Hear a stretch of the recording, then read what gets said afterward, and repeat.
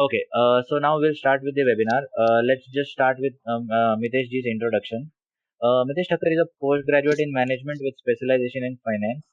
He has been tracking the equity market since 1999. It was his love of numbers that drew him to the stock market and made him develop a technical approach to trading and investing. He soon realized the importance of having a good strategy of entering and exiting positions as the key ingredient in realizing profits from investment and trading activities. He also appears in CNBC TV 18. You guys must have seen him many times on CNBC Awas channel as well. He is a leading technical analyst for the channel, and along with a passion for trading, Mitesh ji is equally passionate about training and mentoring to his clients. He has trained and mentored a lot of aspiring traders. The uniqueness of his trading is to teach the budding traders in live market, which gives participants much required grasp of understanding trade in live environment. So without any further delay, let's just welcome Mitesh ji and start with the webinar. Thank you, Nitesh. I believe my audio is clear. Thank you for a wonderful introduction. Kind of you. And this is my first attempt to do a webinar, so there might be some mistakes here and there. Kindly manage with the fact that I'm slightly a novice over here. The topic which I've selected today would be price patterns. I think most of the people who follow charts or do any kind of charting would be very familiar with the price patterns. Some of you would have attended my earlier lectures and would have seen how I approach trading the price patterns. The idea of this pattern is that the idea of this webinar is that when we are trading price patterns, there is always some minor issues to be taken care of. There are times when the price movement will overshoot the expected price movement. Sometimes it will undershoot. We also have the issue of putting a stop loss. So over the years, what we have done is that we have tried to have a system-based approach towards trading price patterns and breakouts. The idea is that once the breakout happens, the immediate movement which is followed or the immediate momentum which is followed post the breakout should be traded. And I've tried to combine that by using a simple MACD indicator. So let's begin with the webinar. I'll just explain some price patterns in mild, brief manner as we approach the presentation. Patterns are formed when the price movements of listed securities take a recognizable shape, which has happened before. These shapes will suggest accumulation, distribution, etc., etc., etc. This presentation, though, as I said earlier, will focus on patterns formed only on intraday time frame, and we will touch upon the supporting indicators to be used as evidence to determine breakouts, breakdowns from the price patterns. I have, over here, chosen the 75-minute time frame. So I'll just spend a couple of seconds explaining that. When you're working with which is a good time frame to work, and obviously I think the smaller ones are faster, but they also incorporate a lot of noise. Then the problem with the hourly ones and the 2 hourly ones is that they don't give you complete bars. So if you put an hourly chart starting at 9:15, you will end up with hourly bars till 3:15, and then you'll end up with the last bar as a 15-minute bar. Same problem with 2-hour chart. If you start at 9 o'clock, then the first bar is 45 minutes, the last bar is 30 minutes. So just a simple calculation of trading time tells you that we have about 375 minutes starting from 9:15 to about 3:30. And if you divide that by 5, you can have 75-minute price bar as the proper choice of intraday time frame. It is slightly slow to react to, obviously, because it's more than an hour. And but the idea is that the noise is cut down significantly. So in our experiments, we found out that the 75-minute time frame is a good time frame to work with. So price patterns is simple but a very effective trade setup as I'm coming to it. The idea is to focus on breakdowns or breakout from these patterns and then try to trade the initial thrust as the prices move above or below this critical levels of breakout or breakdown. So the idea is that we will combine here the price pattern breakout with the MACD indicator. So I'll just explain again the MACD indicator in brief, just a couple of minutes on that. The full form we know. The mathematical formula is very clear. The MACD is nothing but difference of two averages. Typically, one is a small duration average, the other one is a medium or a slightly longer term moving average. The idea is that if the difference between the two averages is growing, which is basically the short term average, is running away from the medium term average, it will tell you that the trend is enjoying good force and good momentum, because obviously, I think, with the price movement going through some kind of a thrust, the short-term moving average is liable to run faster than the medium-term average. So the MACD indicator focuses on the gap of the two averages, and therefore, as long as the gap is increasing, we will understand that the force is rising. And if the gap is decreasing and the MACD indicator is falling, we will understand that the force is rising on the negative side. I've just covered this. A rising MACD indicator typically signifies rising force. And to understand if the MACD is rising or not, we typically put the trigger line.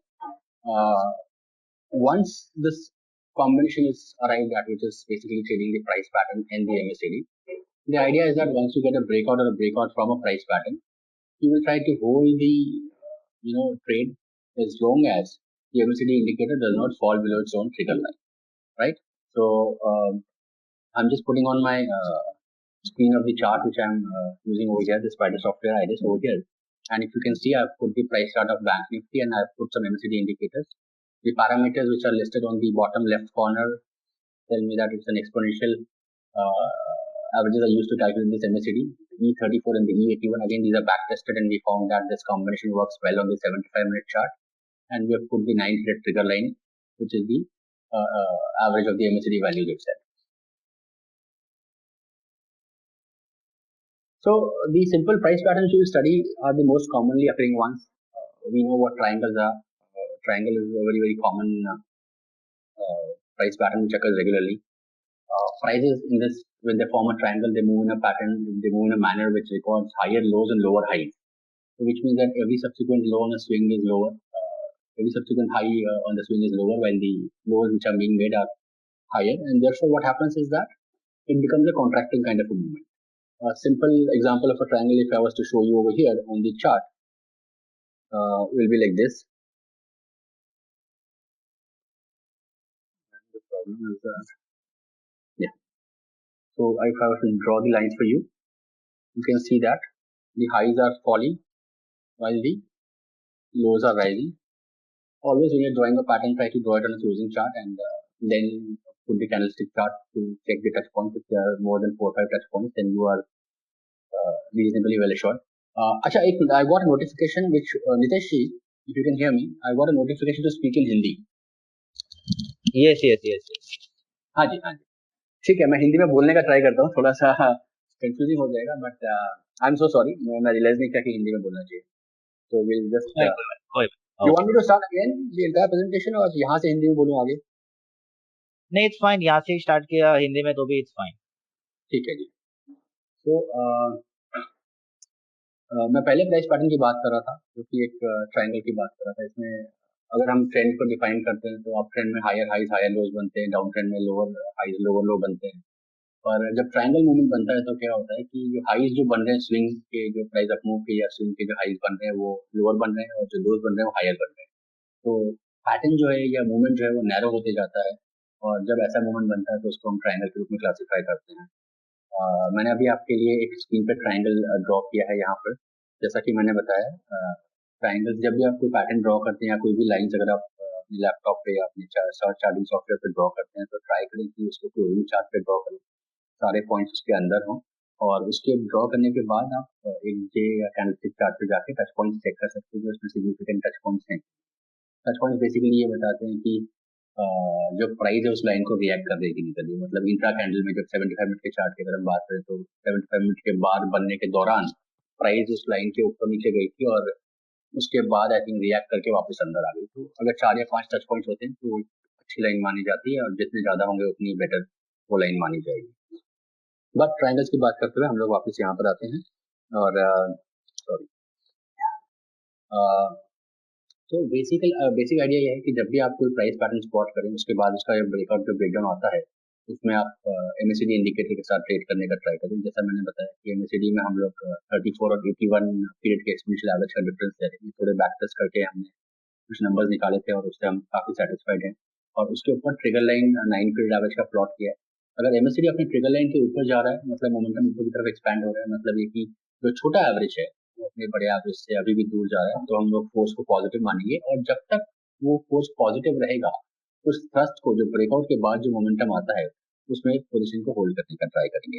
अगर आप इसके कुछ example देखें तो पहला price pattern मैंने triangle cover किया है. ये एक हिस्टोरिकल चार्ट है, मैंने थोड़ा सा प्रेजेंटेशन पुराना बनाया है, बट अगर आप देखें तो रिलायंस का चार्ट है, समटाइम 2018-19 की बात है ये, और यहाँ पर एक ट्रायंगल बन रहा है, अगर आपको स्क्रीन पे दिख रहा है तो इस केस में कैसा है कि जो लोस हैं सारे फ्लैट हैं, तो इसको हम डिसेंडिंग ट्रायंगल बोलते हैं।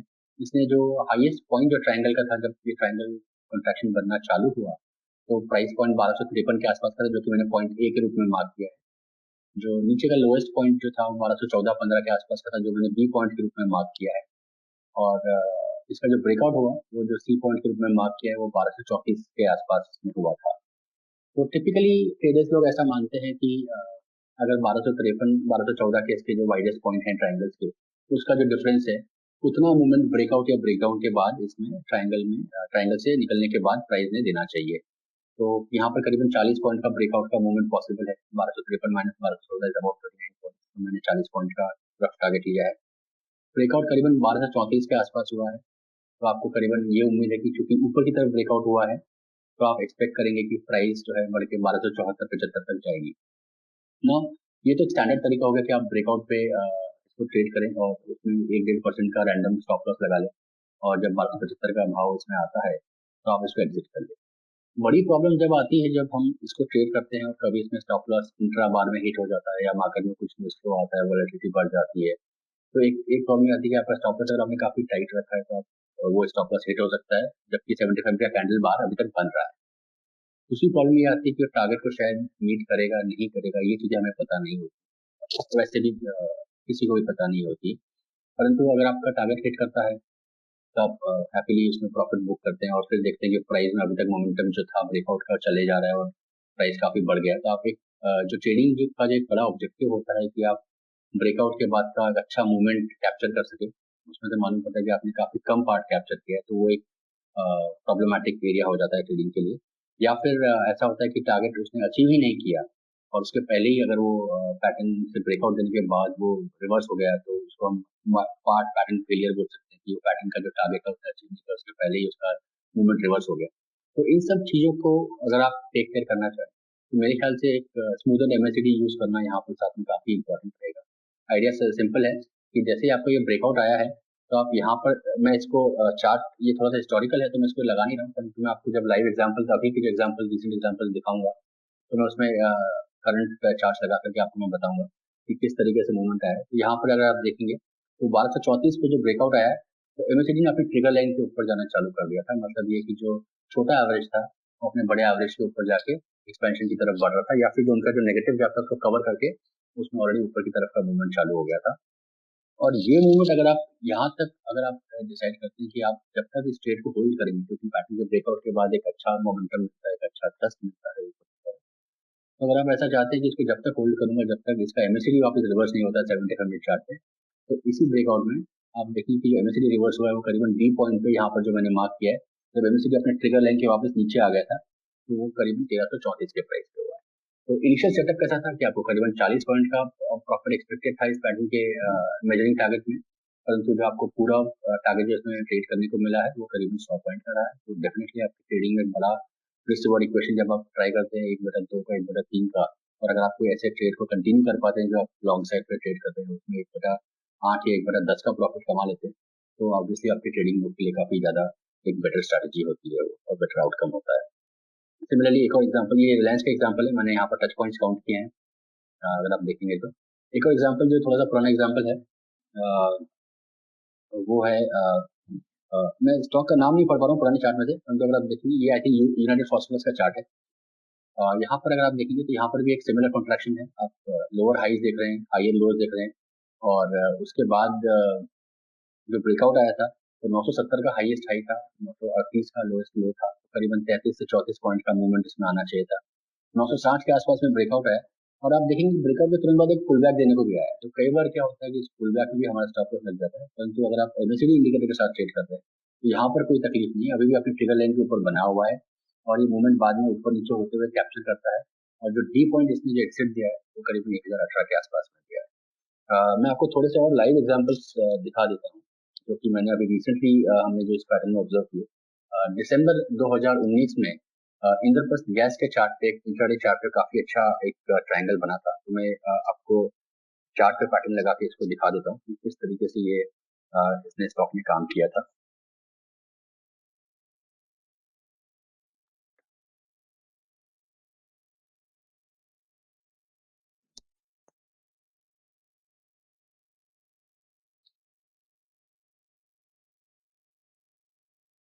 तो ये मैंने पहले बनाया कि एक ऊपर का लाइन असेंडिंग ट्रायंगल था, तो हाई इसके सिमिलर बने थे, परंतु फिर भी कॉन्ट्रैक्शन था क्योंकि जो इसके लोज थे वो राइजिंग थे। तो आप देखेंगे तो उसको हम असेंडिंग ट्रायंगल के रूप में क्वालिफाई कर सकते हैं। लाइन बनाने के तुरंत बाद आप कैंडलस्टिक चार्ट पे चेक करें, 1 2 3 4 5 6 काफी टच पॉइंट्स है। यहाँ पर भी आप देख सकते हैं कि काफी टच पॉइंट्स है। तो इस ट्रायंगल का अगर आप देखेंगे तो ये आपको बताता है कि जो ऊपर का जो लेवल है वो हाईएस्ट हाई जो है वो 435-36 के आसपास का है। जो लोएस्ट लो है वो करीबन 400 के आसपास का है। तो 35 से 36 पॉइंट का इसका मूवमेंट ब्रेकआउट या ब्रेकडाउन के बाद आना चाहिए। इनफैक्ट स्टॉक ने ऊपर की तरफ ब्रेकआउट दिया और 435 के ऊपर जाने के बाद तो लॉजिकल टारगेट अगर आप ट्रेडिंग करते हैं तो आप उम्मीद करेंगे कि इसमें 35-36 पॉइंट का मूवमेंट आना चाहिए। तो करीबन 470 के आसपास तक का मूवमेंट इसमें आने की उम्मीद थी। ये अगर आप डेट देखेंगे तो ये ट्रायंगल ने बनना चालू किया था 21 नवंबर 2019 को। राइट हैंड टॉप कॉर्नर में आपको मेरी स्क्रीन पे इसकी डेट्स दिख जाएंगी 10:30 के बार के साथ में।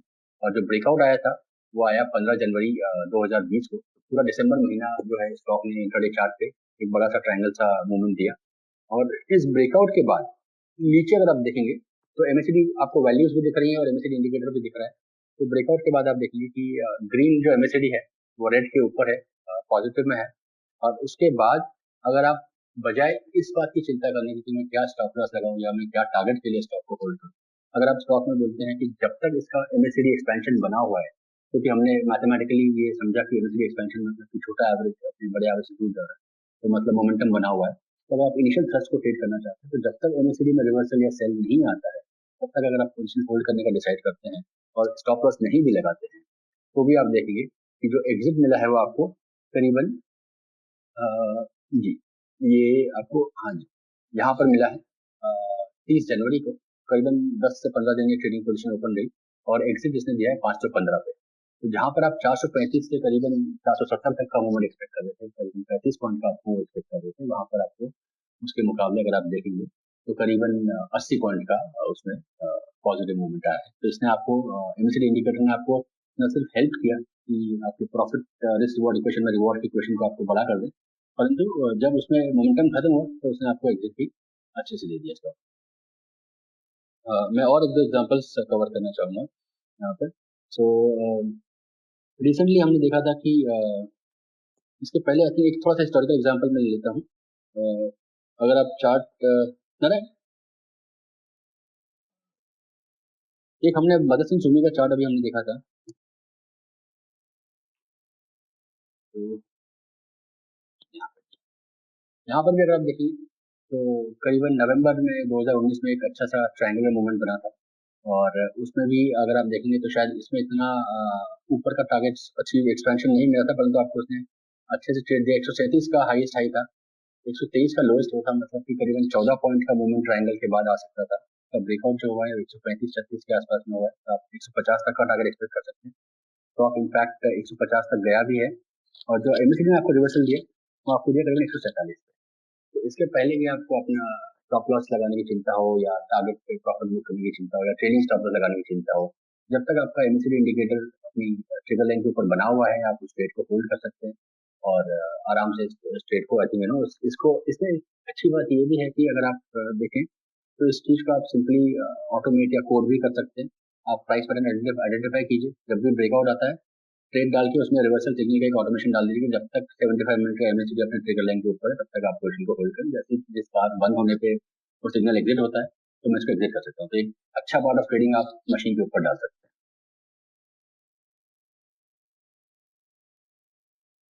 सिमिलरली आई थिंक दूसरे प्राइस पैटर्न से अगर हम बात करें तो रेक्टेंगल्स एक काफी कॉमन प्राइस पैटर्न है। हम देखते हैं कि यहाँ पर प्राइस एक अपने रेंज में रहती है। रेक्टेंगल्स हम सभी लोग जानते हैं कि जब प्राइस साइडवेज कंसोलिडेशन देती है, फॉर एग्जांपल कोई स्टॉक 120 के ऊपर नहीं जा रहा है, 100 के नीचे नहीं जा रहा, तो 100 120 का रेंज बन गया स्टॉक में और एक वेल डिफाइंड सप्लाई लेवल, एक वेल डिफाइंड सपोर्ट लेवल हमको मालूम पड़ गया। और उसके बाद जब भी ब्रेकआउट आता है तो चूंकि आपका रेक्टेंगल करीबन 20 पॉइंट का है, जो उसकी विड्थ हम बोलते हैं रेक्टेंगल की, उतना मूवमेंट आप एक्सपेक्ट करते हैं, तो आप उस हिसाब से ट्रेड कर सकते हैं। और दूसरा तरीका जैसा मैंने बताया कि यहाँ पर आप सिंपल एक एमएसीडी लगा कर भी ट्रेड कर सकते हैं। ये कुछ हिस्टोरिकल एग्जांपल है। ये टाटा ग्लोबल का चार्ट है, आई थिंक मार्च या मई का है और इसमें अगर आप देखेंगे तो रेक्टेंगल बना था इंट्राडे चार्ट पे 238 से लेकर 230 का करीबन 8 पॉइंट का रेंज था। इसने ब्रेकआउट 238 के ऊपर दिया क्योंकि यहाँ पर लेवल हॉरिजॉन्टल है, फ्लैट है, तो यही लेवल्स ब्रेकआउट और ब्रेकडाउन के रहेंगे। 238 के ऊपर जब ब्रेकआउट दिया तो 8 पॉइंट का मूवमेंट आप एक्सपेक्ट करेंगे करीबन 246 तक का। और तो अगर आप एमएससीडी के साथ ट्रेड करते हैं, जो एमएससीडी ने रिवर्सल दिया है वो करीबन 251 के आसपास में दिया है। और मैं आपको इसके और एग्जाम्पल दिखाऊंगा अभी। सिमिलरली यहाँ पर एक पुराना चार्ट है जहाँ पर कि ये इनफैक्ट ये आई थिंक ये चार्ट अभी हम लोग यूज नहीं करते हैं बिकॉज ये चार्ट में उस टाइम ब्रेकआउट हुआ था, उसके बाद फॉलो थ्रू आया था। तो जो करंट चार्ट में ब्रेकआउट हुआ है हम लोग उनको देख लेते हैं। अगर आप देखेंगे तो नवंबर में एल फाइनेंस ने एक अच्छा रेक्टेंगल से ब्रेकआउट दिया था।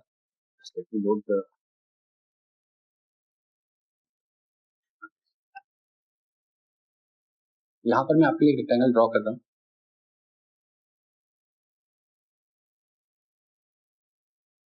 ये मैंने 2 लेवल्स पे चार्ट को मार्क कर दिया है। अगर आप देखेंगे तो मैंने क्लोजिंग चार्ट पे रेक्टेंगल ड्रॉ किया, उसके बाद मैंने उसके कैंडलस्टिक चार्ट पे टच पॉइंट्स काउंट किए हैं 1 2 3 4 5 1 2 3 4 5 6 7 काफी सारे हैं। तो दोनों ही तरफ लाइंस ठीक है, पैटर्न वैलिड है। 101 से लेकर 95 यानी करीबन 6 रुपए रेक्टेंगल इसमें इंट्राडे चार्ट पे बन रहा था। और जब इसका ब्रेकआउट आया तो सिमिलरली आप जब ब्रेकआउट आता है प्राइस का तो आप देखेंगे साथ में एमएससीडी में पॉजिटिव क्रॉसओवर आ जाता है। और पॉजिटिव क्रॉसओवर आने के बाद आपको मालूम पड़ जाता है कि मोमेंटम ऊपर की तरफ है, ब्रेकआउट जेन्युइन भी है। और जब तक आपका एमएससीडी इंडिकेटर पॉजिटिव बना हुआ है तब तक आप इसको ट्रेड भी कर सकते हैं। तो इसमें थोड़ा सा जूम कर देता हूँ चार्ट के इस एरिया को। तो अगर आप देखेंगे रेक्टेंगल से ब्रेकआउट आने के बाद जो यहाँ पर बाय सिग्नल है तो टिपिकली आप 6 साढ़े 6 पॉइंट का मूवमेंट एक्सपेक्ट करेंगे तो 107 108 तक का टारगेट होगा, परंतु स्टॉक एक्चुअली 122 तक गया ऊपर में। और अगर आप एमसीडी इंडिकेटर के साथ इसको राइड करना चाहते हैं तो जो इसने स्टॉक में एग्जिट दिया है वो करीबन आपको 118 रुपए 40 पैसे के आसपास दिया है, जो कि इस कैंडल पे अगर आप देखेंगे तो एमसीडी वैल्यूज जो मेरे राइट हैंड चार्ट पे बॉटम पे दिख रही है उसमें देखेंगे कि एमएससीडी अब अपनी ट्रिगर लाइन के नीचे आ गया है। 6.67 की वैल्यू एमएससीडी की, जबकि ट्रिगर लाइन की वैल्यू 6.70 की है और 118.40 के आसपास में एग्जिट दे दिया है। तो जहां पर आप करीबन 6 साढ़े 6 पॉइंट कमाने का ट्राई करते हैं वहां पर आप इस एमएससीडी इंडिकेटर के साथ अगर आप ट्रेड करते हैं पैटर्न ब्रेकआउट्स को तो आप करीबन 17-18 पॉइंट का मूवमेंट कैप्चर कर पाते हैं। ये जो मैं आपको एग्जांपल सारे दे रहा हूँ डेफिनेटली थोड़े पॉजिटिव साइड के, मेरे पास कुछ नेगेटिव साइड के एग्जांपल भी है जबकि पैटर्न ने प्राइस में अपना पैटर्न टारगेट को अचीव किया और जब एमएससीडी ने एग्जिट किया तो प्राइस थोड़ा सा नीचे आ गया था।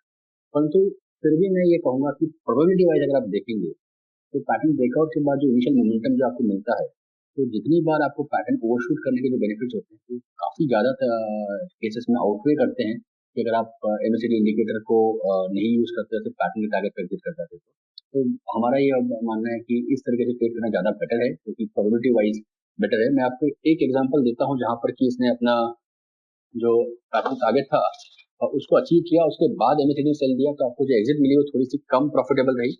एक बजाज ऑटो में अगर मैं यहाँ पे आपको अगर आप चार्ट देख रहे हैं तो देखिए बजाज ऑटो में आप देखेंगे यहाँ पर भी एक ट्रायंगुलर टाइप ऑफ मूवमेंट बना था ऊपर की तरफ।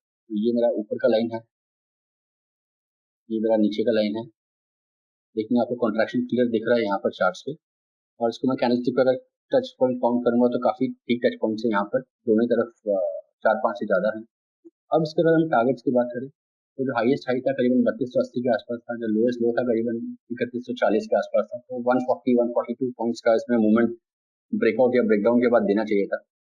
ब्रेकडाउन जो आया इसका करीबन 3213 के प्राइस पे आया था और इस तरीके से इसका जो नीचे का टारगेट होता है क्योंकि इसमें नीचे की तरफ ब्रेकडाउन आया है इसमें से अगर आप 140 पॉइंट का एक्सक्लूजन करेंगे तो आपको टारगेट मिलेगा करीबन 3075 3070 के आसपास का।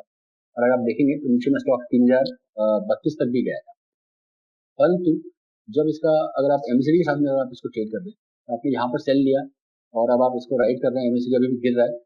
जब तक एमएससीडी रिवर्स हुआ तब तक आप देखेंगे कि जो प्राइस वैल्यूज थी करीबन 3097 पे आ गई। तो जहाँ पे अगर आपने पैटर्न के टारगेट के हिसाब से ट्रेड किया होता 3075 पे एग्जिट लिया होता उसकी जगह यहाँ पे आपको 3097 पे एग्जिट मिला तो करीबन 22 पॉइंट कम प्रॉफिटेबल रहा ये ट्रेड नॉर्मल टारगेट से। अगेन मैं यही कहना चाहूंगा कि ये एक हमने मैथमेटिकल लाइन एमएससीडी बैकटेस्ट करके डिसाइड करें कि हम सभी स्टॉक्स पे सभी स्टॉक्स में ट्रेड करने के लिए यही लाइन पे हम लोग डिसीजन लेंगे। तो ये ऑप्टिमम लाइन है। In most of the cases ये आपको बेटर प्रॉफिटेबिलिटी देगी और हर केस में बेटर प्रॉफिटेबिलिटी दे ऐसा जरूरी नहीं है। तो कुछ कुछ केस में हो सकता है कि जो आपका एक्चुअल जो पैटर्न का टारगेट था उससे आपको कम प्रॉफिट मिले, परंतु जैसा मैंने कहा कि ये प्रोबेबिलिटी का गेम है, तो प्रोबेबिलिटी वाइज ज़्यादा चांसेस है कि अगर आप इस इंडिकेटर के साथ बने रहेंगे तो आपको एक बेटर प्रॉफिट मिल सकता है ऊपर की तरफ में। मैं कुछ और प्राइस पैटर्न्स कवर कर लेता हूँ जल्दी से, और फिर हम लोग थोड़े से लाइव एग्जांपल्स भी देख लेंगे, और उसके बाद एक दो स्टॉक्स जहाँ पर प्राइस पैटर्न बन रहे हैं जो हम ऑब्जर्व कर रहे हैं वो भी मैं आपसे शेयर करूंगा। तो इसके अलावा अगर आप देखेंगे तो यहाँ पर एक सिमिलर तरीके से जुबिलेंट फूड में काफी अच्छा रेक्टेंगुलर मूवमेंट हमने देखा था करीबन दिसंबर के आसपास में, और 75 मिनट चार्ट पे इसने बहुत ही काफी टाइम तक इसने रेक्टेंगल कंसोलिडेशन दिखाया था। यहाँ पे मैं वापस आपके लिए रेक्टेंगल बना के रख रहा हूँ। अगर आप देखेंगे तो मैंने सारे क्लोजिंग पॉइंट्स एक थोड़ा सा बाहर है, इसको थोड़ा सा नीचे कर लेंगे तो आ जाएगा, परंतु कैंडलस्टिक चार्ट पर अगर आप देखेंगे तो आपको करीबन 90 पॉइंट का रेक्टेंगल मूवमेंट दिखेगा, जो कि स्टार्ट हुआ था अक्टूबर से, और इसका ब्रेकआउट आया दिसंबर 2019 में। और ब्रेकआउट आने के बाद इसमें आप 90 पॉइंट का मूवमेंट ऊपर एक्सपेक्ट करते हैं। इनफैक्ट जब एमएससी ने आपको एग्जिट दिया तो स्टॉक करीबन 1720 पे था, करीबन 85 पॉइंट ऊपर था, तो नियरली इसने आपको पूरा मूवमेंट कैप्चर करके दिया। उसके अलावा अगर हम आगे बढ़ेंगे तो प्रेजेंटेशन पे, सॉरी, तो बाकी प्राइस पैटर्न में भी काफी अच्छे तरीके से काम करता है। वेजेस हो गए, या फिर अगर आप यहाँ पे मैंने एक हिस्टोरिकल एग्जांपल दिया है मदरसन सुमी का, वेज डाउनवर्ड स्लोपिंग वेज अगर आप देख सकते हैं तो अगेन कॉन्ट्रैक्शन है, परंतु लोज चूंकि थोड़े से नीचे हैं तो ट्रायंगल नहीं है, बट कॉन्ट्रैक्शन की तरह ही इसको ट्रीट करते हैं। 127 का हाईएस्ट हाई था, 115 का जो फर्स्ट लो था, तो 12 पॉइंट का टारगेट होता है करीबन 127, 115 से ब्रेकआउट देने के बाद वापस 127 तक जाना चाहिए था, जो कि स्टॉक ने पूरा मूवमेंट कैप्चर किया।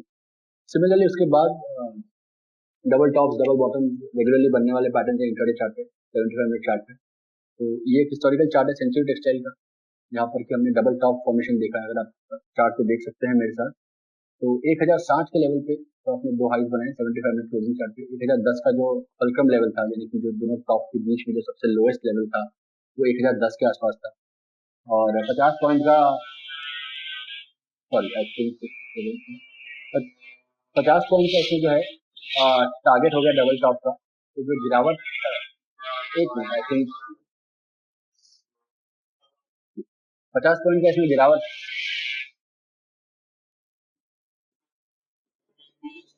Just 1 minute, I think there some disturbance in the building, हाँ सॉरी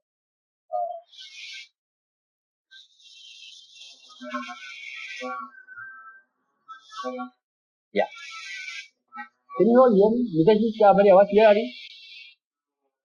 यस यस बिल्कुल आपकी आवाज आ रही है। इसके डिस्टर्बेंस है, आई थोड़ा गेस सा बिल्डिंग में काम चल रहा है।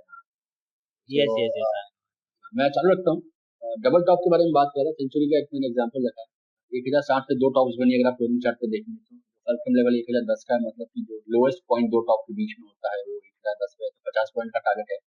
तो जब भी 1010 के नीचे जाएगा तो आप 960 तक में से इसमें ये स्टॉक गिर सकता है। और इनफैक्ट अगर आप देखेंगे एमएससीडी के साथ ट्रेड किया तो ये 920 तक स्टॉक गिरा, तो वहां तक आई थिंक तब तक एमएससीडी इसका नेगेटिव ही था। उसके बाद का चार्ट आगे बना था, परंतु जाके मुझे इतना ध्यान है कि 50 के बदले में इसमें आपको करीबन 75 से 80 पॉइंट का गेन मिला था। और सिमिलरली एक डबल बॉटम है यहाँ पर। अगर आप चार्ट देखेंगे गिरावट हुई, उसके बाद दो लोज एक ही लेवल पे बने हैं। ये बजाज ऑटो का हिस्टोरिकल चार्ट है। 2880 का फलकम था, डबल बॉटम 2845 का था, यानी कि सिर्फ 35 पॉइंट का मूवमेंट आप एक्सपेक्ट कर रहे थे। और जब इसमें ब्रेकआउट आया तो ब्रेकआउट में आने के बाद एमएससीडी ने बाय दिया, और साथ में चलते चलते ये स्टॉक ने जब रिवर्सल दिया, तब तक अगर आप देखेंगे तो बजाज ऑटो का भाव करीबन 3200 के आसपास था। तो जहाँ पे आप 35 पॉइंट का मूवमेंट एक्सपेक्ट कर रहे थे, वहाँ पे आपको करीबन 300 350 पॉइंट का मूवमेंट ऊपर में ट्रेड करने को मिला। तो आइडिया काफी सिंपल है कि आप अगर एक प्राइस पैटर्न ऑब्जर्व करते हैं 75 मिनट चार्ट फ्रेम पे, और मैंने पहले एक्सप्लेन किया कि 75 मिनट का चार्ट फ्रेम हम लोग क्यों यूज करेंगे, बिकॉज डे को पूरे प्रॉपर 5 बार में डिवाइड करता है। और अगर आप प्राइस पैटर्न को ट्रेड करना चाहते हैं उसके ब्रेकआउट या ब्रेकडाउन को, तो बजाय इसके कि आप कुछ रैंडम लेवल पे या कुछ और लेवल पे स्टॉप लॉस लगाएं, आप ये सब सब जिम्मेदारी एमएससीडी पे छोड़ सकते हैं कि जब तक एमएससीडी मेरा पॉजिटिव है। इंट्रा बार वॉलिटिलिटी का मैं इतनी चिंता नहीं करूंगा। टिपिकली पॉजिटिव एमएससीडी ब्रेकआउट्स के बाद इमीडिएटली रिवर्स नहीं होते, और जितना उसमें मैक्सिमम में अगर ट्रेंड फॉलोइंग कर सकता हूँ, जितना उस मोमेंटम का जो इनिशियल ट्रस्ट जो मुझे ब्रेकआउट के बाद मिलता है उसको टेक करना चाहूँ, तो एमएससीडी के साथ रह के आप, जैसा मैंने बता रहा था कभी एग्जाम्पल में भी बताया, आप कर सकते हैं। ये एक पार्ट था वेबिनार का। मैं जो दूसरा पार्ट ले रहा हूँ उसमें कुछ करंट एग्जांपल्स जो रिसेंटली हमने ऑब्जर्व किया वो मैं आपके साथ शेयर करना चाहूँगा। तो सबसे पहले एक अदानी एंटरप्राइजेस की अगर मैं बात करूँ, तो अब मैं प्राइस पैटर्न के सीधे सीधे एग्जांपल्स दे देता हूँ। अदानी एंटरप्राइज का अगर आप चार्ट देखेंगे तो यहाँ पर एक डबल बॉटम फॉर्मेशन था, अगर आप देख सकते हैं, दो लोज एक ही लेवल पे बने थे। यहाँ पर मैं इसको इस लेवल को मार्क कर रहा हूँ। ये 199 के आसपास इसने 75 मिनट के गिरावट के बाद डबल बॉटम बनाया, और फल्कम लेवल जो है इसका अगर आप देखेंगे तो करीबन 200 204-50 के आसपास था, यानी कि सिर्फ 4.5 पॉइंट का मूवमेंट था। परंतु अगर आप एमएसडी के साथ में देखेंगे तो जब ये रिवर्सल आया डबल बॉटम बनने के बाद, जब फल्कम को उसने ऊपर की तरफ ब्रेक किया, उसके बाद से जब इसमें मोमेंटम बना तो इनिशियल थ्रस्ट इसको काफी ऊपर तक लेके गया। इनफैक्ट एमएसडी ने जो रिवर्सल दिया है वो यहाँ पर एक 232 के प्राइस पे दिया, तो जहाँ पर आप इसमें 209 210 तक का मूवमेंट एक्सपेक्ट करते हैं 4-5 पॉइंट का, वहाँ पर आपको करीबन 28-30 पॉइंट का मूवमेंट मिला है। इसी लेवल पर अगर आप देखेंगे तो आपको डबल टॉप भी दिखेगा, यहाँ पे डबल टॉप भी मार्क करता हूँ। उसका फल्कम लेवल जो बीच का जो पॉइंट जो सबसे लोअर था दोनों टॉप के बीच में, तो ये देखेंगे करीबन 6 पॉइंट का था, स्टॉक गिर के, और यहाँ पर देखेंगे तो आप ये स्टॉक वापस पैटर्न के अंदर आया है, परंतु आप एमएससीडी को देखिए, एमएससीडी अभी भी नेगेटिव बना हुआ है, विच मीन्स कि आपका ट्रेड अगर आप स्टॉप लॉस नहीं लगाते हैं तो आपका ट्रेड नेगेटिव साइड पे बना हुआ है। अंदर आने के बाद स्टॉक ने फिर गिरावट दी, करीबन 219 तक आया, परंतु रिवर्स होते होते आई थिंक इस केस में यहाँ पर ये बार खत्म होते होते रिवर्स हुआ और वो 236 पे जाकर रिवर्स होते, इनका लॉस में ट्रेड बन गया, जहाँ पे कि इसमें प्रॉफिट 6 पॉइंट का बन सकता था। तो एक ही चार्ट पे आपको दो एग्जांपल ऐसे दिखेगी, जहाँ पर आपको 5 पॉइंट बनना चाहिए था वहाँ पे 28 पॉइंट बना, जहाँ पे आपको 6 पॉइंट की गिरावट मिलनी चाहिए थी वहाँ पे आपको करीबन 7 पॉइंट का लॉस हो गया। तो जैसा मैंने बताया कि ये लाइन जो हमने एमएससीडी डिसाइड करी है वो बैक टेस्टिंग करके डिसाइड करी है, एक ऑप्टिमम लाइन है, परंतु हर स्टॉक पे हर पैटर्न पे ये सबसे बेस्ट परफॉर्मेंस देगी ऐसा नहीं है, परंतु अगर आप इसको मल्टीपल पैटर्न्स पे मल्टीपल स्टॉक्स पे अप्लाई करेंगे तो ये continuously top performing pattern top performing signal है। मेरे ख्याल से कुछ कुछ केसेस में ऐसा हो सकता है कि आपको सिग्नल के बेनिफिट्स एक्स्ट्रा मिले, कुछ कुछ केस में शायद नहीं मिलेंगे, परंतु अगर आप प्रोबेबिलिटी को समझते हैं या प्रोबेबिलिटी प्लेयर हैं तो आप बोलेंगे कि 100 में से 70 बार अगर ये मुझे ज्यादा फायदा करा के देने वाला है तो इस इंडिकेटर के साथ ट्रेड करना ठीक रहेगा, और उसी तरीके से हम लोग मार्केट को अप्रोच करते हैं। कुछ और एग्जांपल्स मैं ले लेता हूँ यहाँ पर। एक बीएचईएल में एक छोटा सा ट्रायंगल अभी कुछ दिन पहले आई थिंक नीचे की तरफ उसने ब्रेकडाउन दिया था, तो अगर आप देखेंगे तो यहाँ पर मैं इसको ट्रायंगल को ड्रॉ कर लेता हूँ।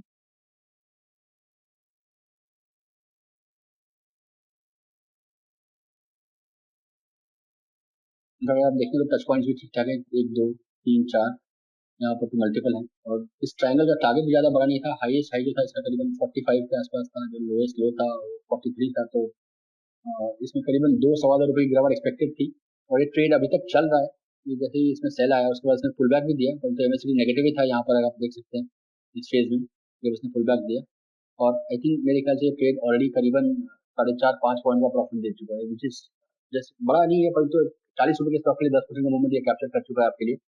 और अगर आप देखेंगे तो अभी भी ट्रेड चल रहा है, तो ये हो सकता है कि परसों नरसों एग्जिट हो जाए, अगर ये यहाँ पर इसके ऊपर जाना चालू करता है, रिवर्सल देना चालू करता है, तो एमएससीडी ऑलरेडी जो इसका गैप है कम होना चालू हो गया, तो शायद इस लेवल्स के आसपास 40-50 के आसपास आपको एग्जिट दे दे, जहाँ पर आप 2 रुपए कमाने की एक्सपेक्टेशन कर सकते थे, यानी कि 5% मूवमेंट, वहाँ पर आप ऑलरेडी 4 रुपए मार्क टू मार्केट प्रॉफिट में है, और शायद निकलते निकलते अगर 50 पैसे या 70 पैसे कम भी हो गए, आप स्टिल 2 रुपए के सामने 3.5-3.5 रुपए बना करके ट्रेड निकल सकते हैं। उसके अलावा अगर मैं और एग्जाम्पल दूँ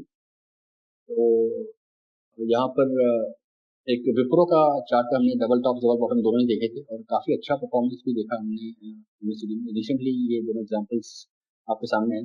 एक डबल टॉप अगर आप देखेंगे तो मेरे टॉप लेफ्ट कॉर्नर में मैं मार्क कर रहा हूँ, यहाँ पर दो हाइज एक ही लेवल पे जाके प्राइस ने 75 में चार्ट बनाए,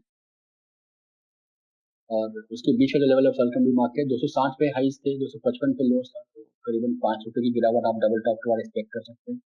और तो एक्चुअली स्टॉक 236 तक गिरा, यानी कि 256 से 255 से करीबन 20 पॉइंट गिरा बजाय 5 पॉइंट के। और इनफैक्ट आप देखेंगे तो अगेन यहाँ पर अगर आप ये जो आपका फेस है यहाँ पर, सॉरी मैं स्टार्ट को थोड़ा सा जूम कर देता हूँ, फिर हम लोग वापस स्टार्ट पर आ जाएंगे। ये जो फेज है टिपिकली इस फेज में लोगों का स्टॉप लॉस हिट हो जाता है, परंतु अगर आप एमएससीडी के साथ ट्रेड कर रहे हैं तो आप देखेंगे कि फोर्स नीचे की तरफ ही बना हुआ है, और उसके बाद एक्चुअल गिरावट आती है स्टॉक में, और स्टॉक 236 तक जाता है। उसने एग्जिट जो दिया वो इस बार पे दिया करीबन 239 के आसपास आपको एग्जिट दिया, तो जहाँ पर आप 4-5 पॉइंट का प्रॉफिट एक्सपेक्ट करते थे, तो उसने करीबन 16 पॉइंट तक आपको ट्रेड में बना के रखा, और यहाँ से उसने रिवर्सल दिया। इसी चार्ट में इसी गिरावट के बाद अगर आप देखेंगे तो डबल बॉटम भी इसने स्टॉक ने बनाया था, थोड़ा सा अनइवन है, हल्का सा ऊपर नीचे है, परंतु अगर आप बार चार्ट पे देखेंगे तो ये डबल बॉटम ही का फॉर्मेशन दिखता है, क्योंकि 236 के आसपास इसने मल्टीपल दो लोज बने। अगेन जो फल्क्रम लेवल है वो 244 का है, तो ये इसको मैं मार्क कर देता हूँ यहाँ पर। अगेन 8 पॉइंट का मूवमेंट आप एक्सपेक्ट करेंगे 251 तक का, स्टॉक 254 तक गया। और अगर आप देखेंगे तो ये फेज में वापस आपको जो आपका स्टॉप लॉस अगर आपने पैटर्न के ब्रेकआउट पे लगाया होता, इस कैंडल में अगर आपका स्टॉप लॉस हिट हो जाता है तो उससे बचाते हुए एमएसीडी क्योंकि बाय में ही है, तो आप इसको राइड कर सकते हैं, इस वोलेटिलिटी को आप ड्रॉप कर सकते हैं। और इनफैक्ट जब एग्जिट दिया तो इसने करीबन 250 के आसपास एग्जिट दिया, यानी कि करीबन 7-8 पॉइंट के प्रॉफिट पे इसने एग्जिट दिया। बेस्ट पार्ट है कि इसमें आपका स्टॉप लॉस जो है वो ट्रिगर नहीं करने दिया। मैं कुछ और एग्जांपल्स कवर करता हूँ। आई थिंक अपॉलॉजीज, थोड़ा सा मेरे बिल्डिंग में कुछ बाजू वाले ऑफिस में कुछ रिनोवेशन का काम चालू है, तो थोड़ा सा आवाज आ रही है, पीछे पीछे डिस्टर्बेंस थोड़ा सा है। इसके अलावा अगर आप देखेंगे तो कुछ पैटर्न जो मैं आपके साथ शेयर कर सकता हूँ। एनआईटी टेक्नोलॉजीज, इनफैक्ट जो पिछले कई दिनों से जो हमने देखा कि बजट में बड़ा मूवमेंट स्टॉक में आया था, मार्केट्स में आया है, बजट के बाद गिरावट के बाद 500 पॉइंट 600 पॉइंट तक का रैली निफ्टी ने दिखाया है। उसमें अगर आप देखें तो एनआईटी टेक्नोलॉजीज ने पार्टिसिपेट नहीं किया, इनफैक्ट इसने एक डबल टॉप बनाया था 2040 के लेवल पे। इसका फलकम लेवल आप देखेंगे तो वो है करीबन 1925-27 का, तो 115-110 पॉइंट का इसमें गिरावट आ सकती थी। ये ट्रेड ने ब्रेकडाउन दिया है, उसके बाद स्टॉक ऊपर भी आया है और अभी भी ब्रेकडाउन देने से करीबन 30-40 पॉइंट नीचे ट्रेड कर रहा है। ज्यादा गिरावट नहीं आई है, परंतु राइजिंग मार्केट में स्टॉक ने, अगर आप शॉर्ट ट्रेड कर रहे हैं इसमें, तो आपके एमएसडी इंडिकेटर ने राइजिंग मार्केट में आपको ऐसा स्टॉक दिया है, जबकि निफ्टी ने 4-5 दिन में 500 पॉइंट का मूवमेंट दिया।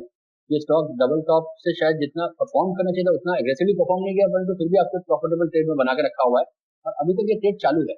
अगर आप देखेंगे तो एमएसडी का नेगेटिव एक्सपेंशन अभी तक चल रहा है, तो हो सकता है कि इस ट्रेड में आगे जाके प्रॉफिट बन जाए। कुछ और चार्ट पैटर्न में फटाफट से एग्जाम्पल के लिए कवर कर लेता हूँ। एक बीच में जब हमने मेटल रैली देखी थी तो काफी सारे मेटल्स में रिवर्सल जो आया था वो प्राइस पैटर्न के साथ में आया था। उसमें से एक स्टॉक था स्टील अथॉरिटी। अगेन एक अच्छा सा डबल टॉप यहाँ पर बनाया था सेल ने 51 रुपए और 40 पैसे के लेवल पे। इसका जो फलक्रम लेवल था वो करीबन 49.5 का था। 2 पॉइंट की गिरावट आप एक्सपेक्ट कर सकते थे, एक short term trend reversal expect कर सकते थे। स्टॉक एक्चुअली गिरा 43 पे, अनफॉर्चुनेटली एग्जिट करते करते वापस ये 47 तक आ चुका था, तो आपको 2-2.25 पॉइंट ही बने जो आपको पैटर्न में बनने चाहिए। लास्ट में आई थिंक 2-4 स्टॉक्स जहां पर हम कुछ पैटर्न्स बनते हुए देख रहे हैं। आई थिंक एक आने वाले कुछ दिनों के लिए अगर आप ट्रेड करना चाहें तो मेरे ख्याल से इन स्टॉक्स में नजर रख सकते हैं, अगर आप 75 मिनट इंट्राडे चार्ट को यूज कर रहे हैं तो।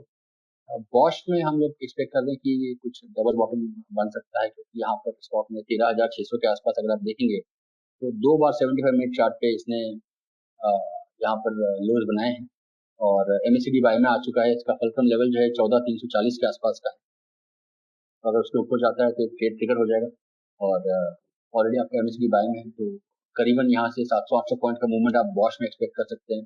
और अगर एमएसीडी ज़्यादा इसके साथ में साथ देता है तो हो सकता है कि स्टॉक में 700-800 पॉइंट से ज़्यादा मूवमेंट भी मिले।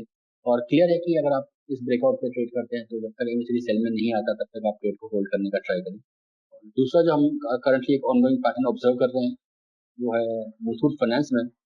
अगेन एफ स्टॉक है और अगर आप देखेंगे तो एक ट्रायंगुलर मूवमेंट चालू है इसमें। अभी तक ब्रेकआउट या ब्रेकडाउन हुआ नहीं है, परंतु जब भी इसमें वो मूवमेंट होगा तो मेरे ख्याल से एक अच्छा ट्रेडिंग पैटर्न बनेगा। तो ऊपर में अगर 774 775 के ऊपर जाता है तो ऊपर की तरफ ब्रेकआउट आ जाएगा।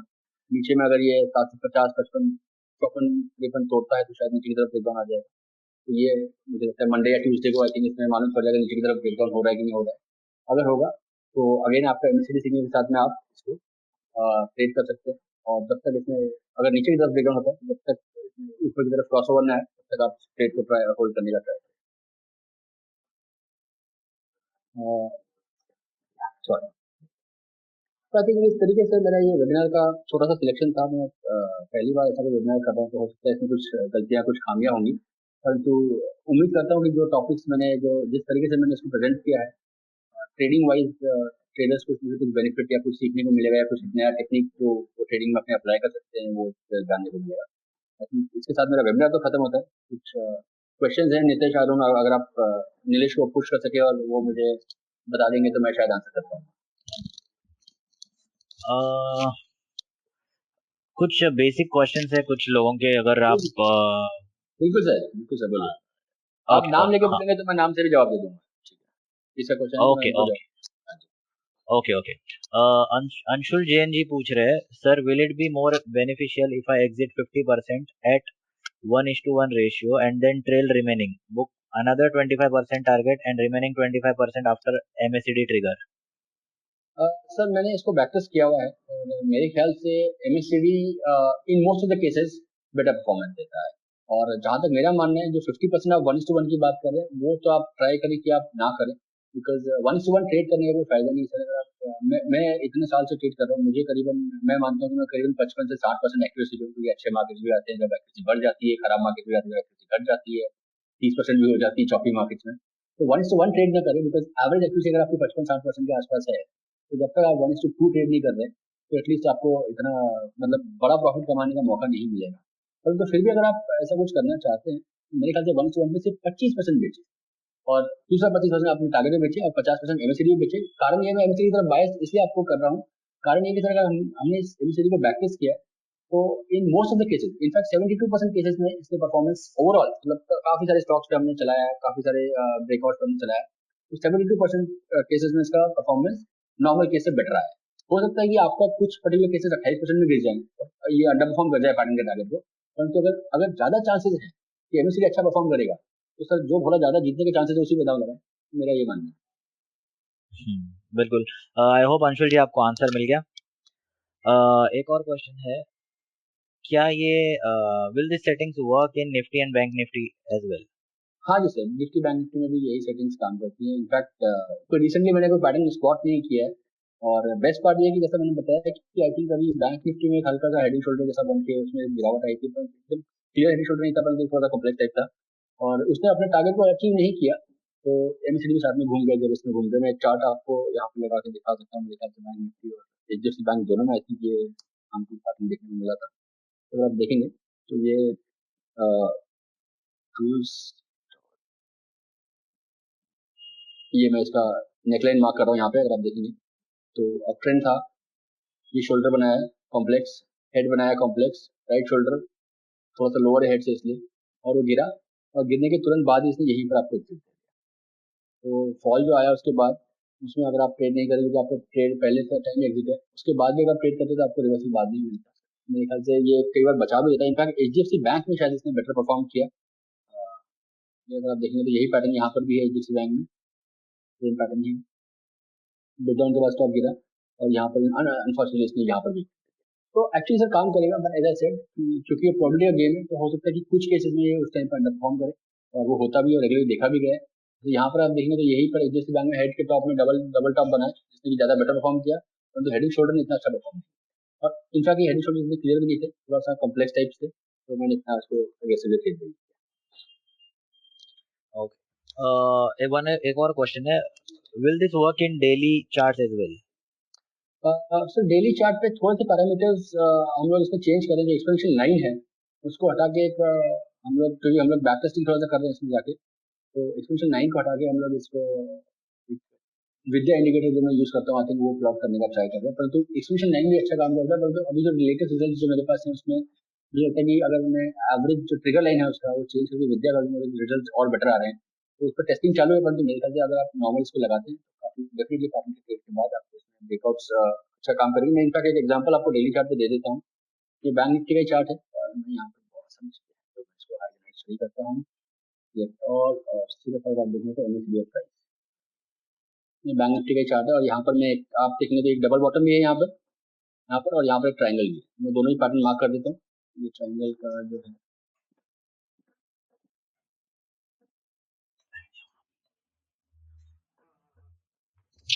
और यहाँ पर एक डबल बॉटम भी है।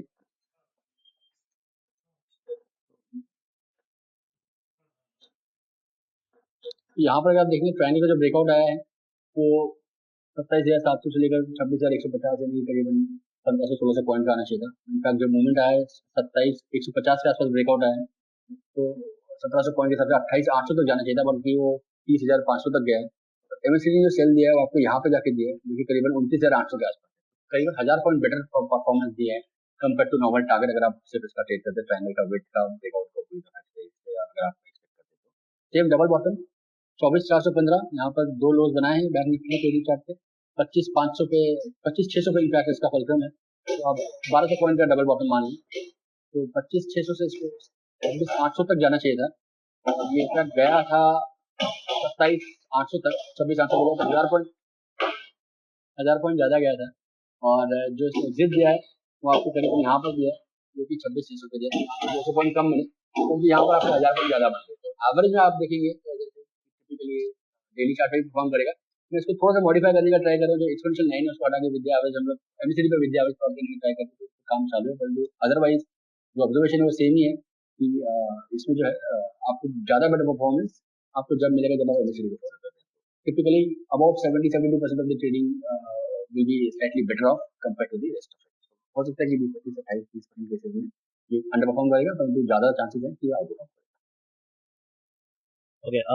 Can you suggest any good book or software that will provide insight into stock patterns? Sir software में आपको अच्छा इनसाइड इनटू पैटर्न तो मैं आज भी तक तो ओल्ड स्कूल हूँ तो मैं अभी भी हाथ से करता हूँ और सॉफ्टवेयर मेरे ख्याल से इतने साल से आप ये बोल लीजिए कि आदत हो गई है या उस पर हाथ सेट हो गया आइरिस के अलावा मैं कुछ और रिकमेंड नहीं करता हूँ आई थिंक काफ़ी पावरफुल चार्ट है इसके फीचर्स मुझे काफ़ी पसंद है और जितना कस्टमाइजेशन इस पर कर सकता हूँ काफ़ी पसंद है तो मैं अभी भी आइरिस पे ही हूँ और मैं अभी भी हाथ से करता हूँ तो मैं कोई सॉफ्टवेयर यूज़ नहीं करता पैटर्न आइडेंटिफिकेशन करने के लिए मैं स्कैन करके करता हूँ तो विजुअल कॉल अपनी आंखों पे ट्रस्ट करना अपने हाथ पे ट्रस्ट करना वो सालों से बना हुआ हैबिट है तो उसी पे हूँ उसके अलावा जो बुक्स अगर मैं आपको कहूँगा तो पैटर्न्स टेक्निक्स में तो बुक काफ़ी सारे मिल जाएंगे आप मार्टिन प्रिंग या मर्फी की बुक्स पढ़ सकते हैं एक बुक में जो डेफिनेटली हर इंटरव्यू में रिकमेंड करता हूँ या हर वेबिनार में या हर सॉरी मीटिंग में रिकमेंड करता हूँ वो ये है कि आप रेमिनिसेंस ऑफ स्टॉक ऑपरेटर करके एक बुक है मैंने करीबन 200-150 कॉपियां गिफ्ट भी करी है लोगों को वो अमेजोन पे आपको मिल जाएगी जैसे लिवरमोर की लाइफ के बारे में ट्रेडिंग साइकोलॉजी के बारे में काफ़ी सिंपल रिटन लेकिन काफ़ी इंपॉर्टेंट और काफ़ी हार्ड हिटिंग बुक है तो वो पढ़ के जब भी मैं इनफैक्ट कई सालों पहले जब मेरी खुद की ट्रेडिंग ऊपर नीचे होती थी या मैं अच्छा ट्रेड नहीं कर रहा था या लॉस मेकिंग फेज में आ जाता था तो मैं उस बुक को पढ़ता था जिसमें टचवुड नहीं परंतु मेरे ख्याल से हर हर ट्रेडर को एक बार वो बुक जरूर पढ़नी चाहिए. Okay. And one last question is there. Will these patterns with MACD are used in option buying? हाँ जी ऑप्शन भी ट्रेड कर सकते हैं देखिए अगर आप जैसे स्टॉक ऑप्शन में एक प्रॉब्लम ये है कि कुछ कुछ स्टॉक्स में ऑप्शन लिक्विड ही नहीं है फॉर एग्जाम्पल आपको पैटर्न मिल रहा है यूबीएल में या फिर यू नो बाकी कुछ लिक्विड स्टॉक में अल्ट्राटेक सीमेंट हो गया या शी सीमेंट हो गया तो वहाँ पर आपको ऑप्शन लिक्विड नहीं है तो आप नहीं कर सकते बट अदरवाइज जहाँ पे लिक्विडिटी है अगर आपको ब्रेकआउट ब्रेकडाउन मिल रहे हैं तो मेरे ख्याल से ऑप्शन बाय करने में कोई दिक्कत नहीं और सिर्फ इतना है कि अगर एक्सपायरी में कम टाइम हो यानी कि 7 या 9 से कम ट्रेडिंग डेज हो तो हम लोग टिपिकली अगले महीने का ऑप्शन ट्रेड करना प्रेफर करते हैं और at the money option buy करना प्रेफर करते हैं और हाँ जो आपको डेल्टा का कंसेप्ट अगर पता हो तो हर ₹1 के साथ में ऑप्शन का गेन ₹1 नहीं होता है परंतु आइडिया इसकी जो आपको मोमेंट कैप्चर अगर ज्यादा कर पाए तो आपको ऑप्शन प्रीमियम भी आपको उसमें उतना बेनिफिट. ओके. सो सारे इम्पोर्टेंट जो क्वेश्चंस थे वो हमने मितेश जी ने बिल्कुल बहुत अच्छी तरीके से एक्सप्लेन कर दिया और आंसर भी दे दिया है और एक फ्यू बेसिक क्वेश्चंस जो है जो कॉमन क्वेश्चन है कि विच टाइम फ्रेम आपने यूज किया. सो मैं बताना चाहूंगा कि मितेश जी ने ये वेबिनार में जो जो भी बताया वो 75 मिनट्स चार्ट के ऊपर ही ट्रेड करना सिखाया है एंड एक एक पॉइंट मैं ऐड करना चाहूंगा श्योर. मैं खुद 75 मिनट चार्ट्स के नीचे ट्रेड नहीं करता हूँ उसके दो कारण होते हैं एक तो उसमें नॉइज बढ़ जाती है जो कि मुझे पसंद नहीं ट्रेडिंग में काफी बार अगर आप इन आउट हो रहे तो थोड़ा सा कुछ लोगों का मेंटल ये होता है कि हर 5-10 मिनट ट्रेड कर सकते हैं मैं नहीं कर सकता हूँ तो एक शायद बड़ी बात ये दूसरी बात ये कि मैं टीवी पे रहता हूँ तो मेरे को वैसे भी इतना टाइम नहीं मिलता कि हर 15 मिनट में चार्ट चेक करूँ तो 75 मिनट टाइम फ्रेम मुझे थोड़ा कंफर्ट देता है और बैक टेस्ट करने में हमने देखा कि उसके रिजल्ट काफी अच्छे हैं और फिर भी लोगों ने और कई लोगों ने मुझसे सीख के इसी स्ट्रैटेजीज को और इन्हीं दूसरी स्ट्रैटेजी हम डिस्कस करते हैं उसको 30 मिनट पे शायद मेरे से अच्छा इम्प्लीमेंट भी किया है और आज भी हम लोग फ्रेंड्स वो लोग मुझे बताते रहते हैं कि ऐसा ऐसा कर रहे हैं परंतु शायद मैं पहुंच नहीं पाता हूँ मेरा मेंटल मेकअप नहीं है इतना फास्ट एक्ट करने का तो मैं 75 मिनट हूँ but there are people who are doing this on 30 minutes also and successful. Okay. So I hope सभी को ये टाइम फ्रेम वाला आंसर तो मिल ही गया कि मितेश जी 75 मिनट्स पे ट्रेड करते हैं बट उनके कुछ फ्रेंड्स हैं जो 30 मिनट्स पे भी इम्प्लीमेंट करके अच्छे रिजल्ट्स मिले हैं उन्हें. सो अगर इसके अलावा भी आगे आपको कोई क्वेश्चंस है तो आप हम लोग को ईमेल कर सकते हैं marketing@spiderssoftwareindia.com पे एंड अगर आपको कुछ क्वेरीज है या आप हमसे डायरेक्टली बात करना चाहे तो you can call us at 7304558772। I repeat 7304558772। सो ये नंबर पे आप कॉल करके हमसे डायरेक्टली बात भी कर सकते हैं। एंड मितेश जी, अगर आपका कुछ आप कुछ इंट्रोड्यूस करना चाहे तो प्लीज आप you can take your time. नहीं नहीं, I think I am done. जैसा आपने बताया कि देखिए, this was a webinar done with the idea of sharing something which I have learned over, मैंने जो इतने सालों से सीखा है, जो इम्प्रोवाइज के आइडिया शेयर किया। उसके अलावा अब नीतीश आपने जैसा बताया था, हम लोग ट्रेनिंग वगैरह ऑर्गेनाइज करते हैं, और मेरा एक ही डिफरेंस है कि मैं जो ट्रेनिंग करता हूँ वो लाइव मार्केट में सिखाता हूँ, तो 5 दिन का कोर्स है, और जो मैं आपको बताता हूँ उसी पे मेरा पैसा भी लगा होता है, तो put your money where your mouth is वाला सिस्टम फॉलो करते हैं। कुछ कुछ वीक्स मेरे खराब भी गए हैं, परंतु मोस्ट ऑफ द केसेस में हमने काफी अच्छा परफॉर्म किया है, fortunately God grace things are good. Okay. तो थैंक यू मितेश जी, आप अपना कीमती समय निकाल के हमारे साथ जुड़े रहे एंड हमारे व्यूअर्स को इतना अच्छा नॉलेज आपने प्रोवाइड किया। एंड थैंक यू व्यूअर्स, आप मितेश जी के सुनने के लिए स्पेशली इतनी देर तक आप रहे एंड आपने भी उनसे कुछ काफी कुछ सीखा। And I hope you are going with some good information which will help you in your regular trades. So thank you everyone for being with us and thank you Mitesh ji. Thank you Ritesh, thank you. Okay.